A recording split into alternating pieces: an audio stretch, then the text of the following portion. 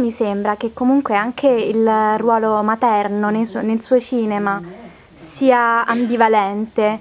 Se penso a un film a mediometraggio come Regarde la mer, dove ci sono queste due madri, una dolce, insomma, che accudisce il bambino, l'altra che vuole fargli del male, ma anche mi pare di aver capito nell'ultimo film, Le Refuge, c'è un rapporto molto particolare di una donna con la gravidanza. Cioè, mi sembra che comunque non sia mai un rapporto molto serafico, cioè che ci sia sempre un qualcosa di, un aspetto negativo che lei considera.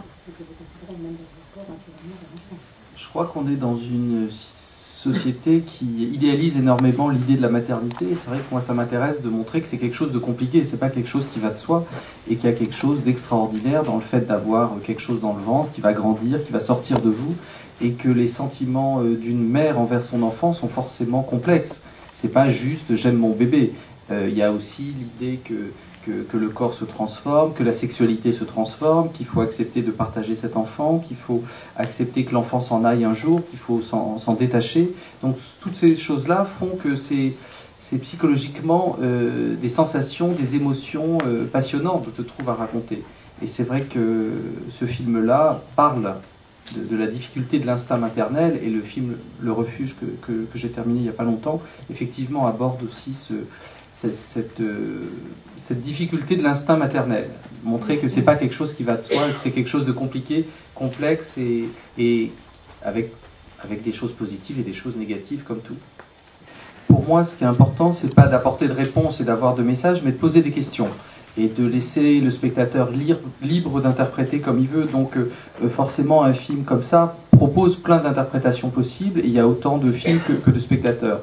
Moi, c'est ce qui m'intéresse au cinéma, c'est justement que mon imaginaire puisse travailler aussi pendant un film, qu'il y ait cette liberté d'interpréter des choses. Alors effectivement, j'ai eu avec des spectateurs des réactions extrêmement différentes, et moi, c'est vraiment ça qui m'intéresse.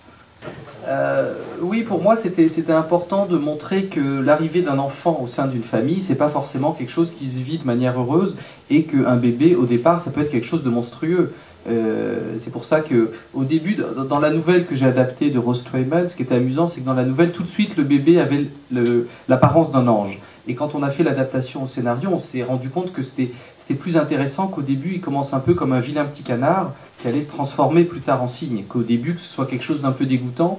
Et ça permettait aussi de parler de l'idée de la maternité, et qu'une mère voit toujours son enfant avec les yeux de l'amour.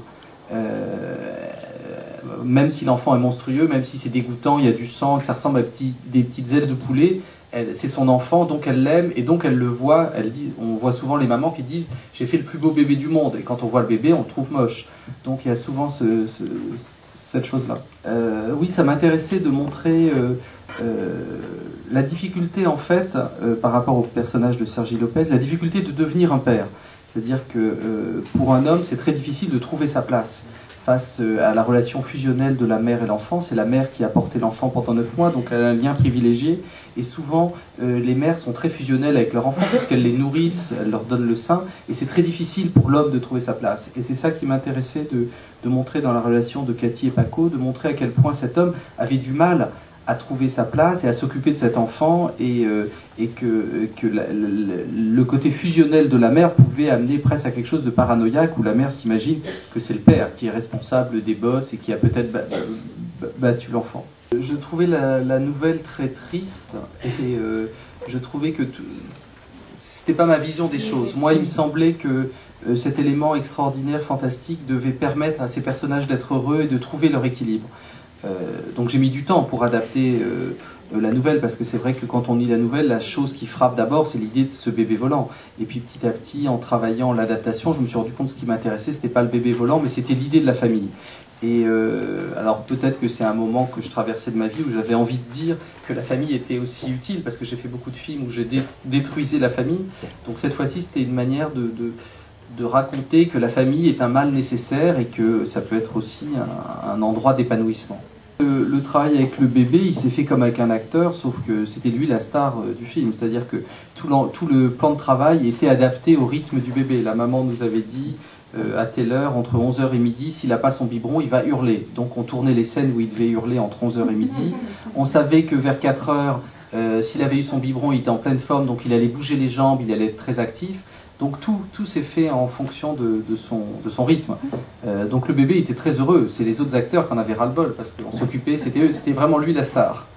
Oui, j'ai beaucoup pensé aux contes de Grimm, à des contes comme Le Petit Poucet, Hansel et Gretel, qui commencent de manière extrêmement réaliste. La plupart du temps, ça commence, ce sont des parents très pauvres qui n'ont plus d'argent pour nourrir leurs enfants. Il y a eu une famine et ils sont obligés, ils emmènent les enfants dans la forêt pour les abandonner. Donc ça parle toujours de l'angoisse de l'abandon, et après il se passe des éléments fantastiques, imaginaires. Et c'est vrai que la structure du film Ricky fonctionne un petit peu comme ça. C'est-à-dire que c'est une situation de famille un peu dysfonctionnelle au début, avec la difficulté pour une petite fille de trouver sa place, une femme d'assumer d'être en couple avec un homme, et tout d'un coup il y a ce bébé extraordinaire qui va provoquer des changements entre chaque personnage, et qui va obliger la famille à muter, à se transformer.